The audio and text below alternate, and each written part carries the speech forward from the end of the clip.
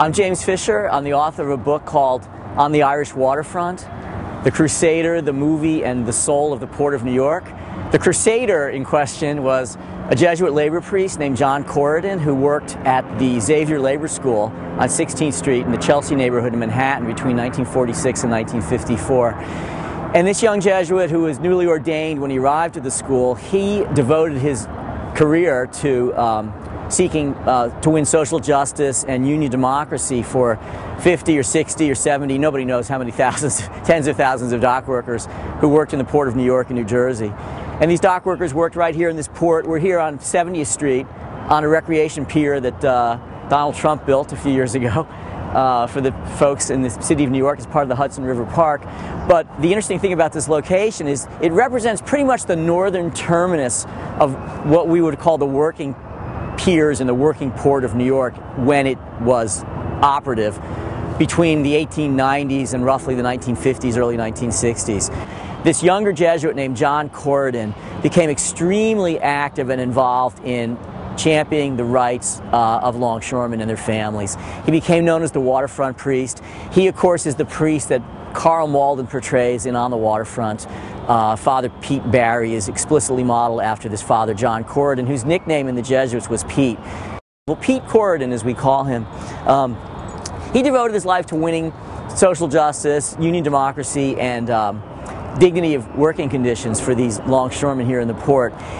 And it's a really very moving and powerful story, and it's very poignant because it's an unusual story in terms of Catholic social advocacy, because what it did was pitted one small group of Irish-American reformers, Catholics of course, against a much larger, well-entrenched Catholic group of Irish-Americans who had dominated life here in the port for decades. And so what you really began to see in the 1940s and 50s in particular, early 50s, is a very, very, often quite rather violent and very dramatic struggle within the Irish Catholic world that totally dominated the church in this region for decades. The Jesuit labor priests got absolutely nowhere on the Irish waterfront. And this is something I was a little surprised and even dismayed to learn in my research. They tried everything they could to get rank-and-file Irish-American dock workers to speak out, to testify, to bear witness to the oppression and the suffering that they'd endured for decades.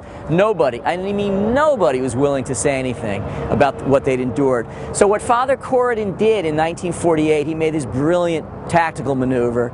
He said, if they won't talk to me, I'll talk to people who will talk. And the people he sought out were these very influential journalists and filmmakers and civic reformers. None of them were Catholic, none of them were Irish.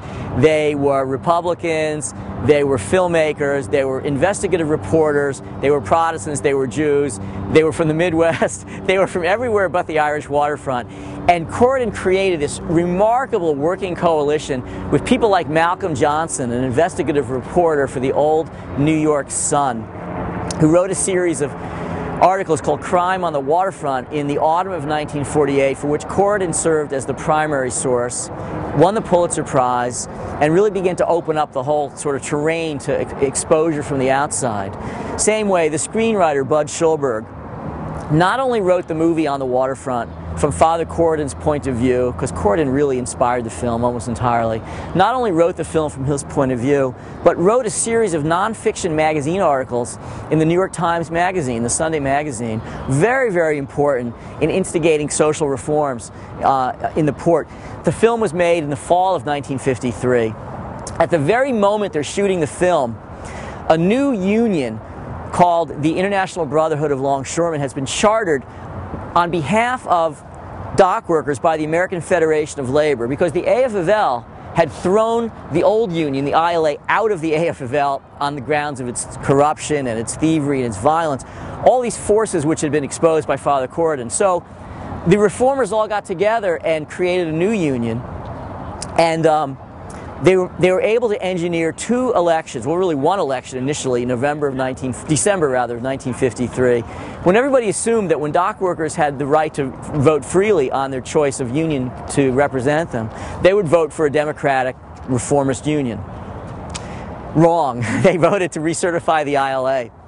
Well, the reformers and Governor Dewey here in New York and George Meany, who ran the AFL, they didn't care for that result, so they basically said, do-over.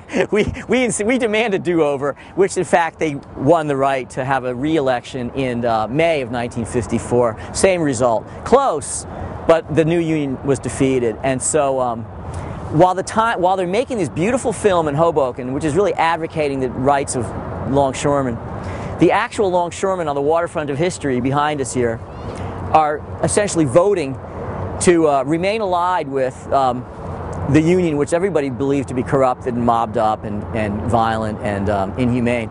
So that's history, that's life, and that's history. But as I like to say, they lost. The reformers lost the campaign on the waterfront of history. But on the waterfront of memory, they have this absolutely beautiful film, which is a testament and a memorial and a monument to the struggle that Father Corden and Bud Schulberg and others waged for many, many years here in the port of New York and New Jersey.